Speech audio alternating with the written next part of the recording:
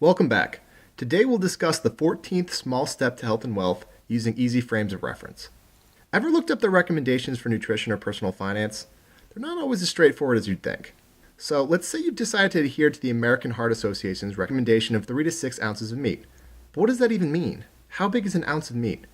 Or for personal finance, you're trying to save 10% of your gross income.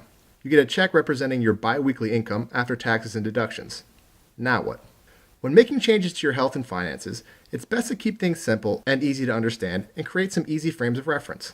For nutrition, it can be much simpler to follow portion recommendations if you compare them to a common objective.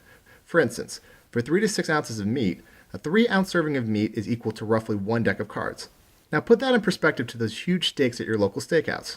A half cup of rice for a serving of grain is roughly the size of a pair of golf balls.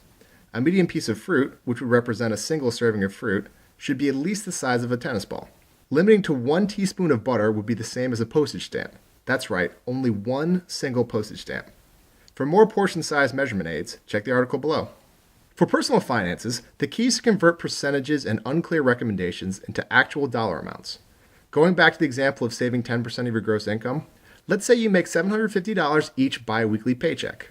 However, your income before taxes and deductions, according to your pay stub, is $1,000. The $750 check would represent your net income, while the $1,000 on your pay stub would represent your gross income. If you were trying to save 10% of your gross income, you would need to save $100 per bi-weekly paycheck.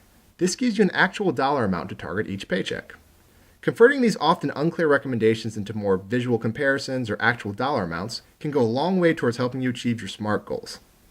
If you have any questions or concerns, feel free to leave a comment or send me an email. Next week, we'll discuss automating good habits. See you then.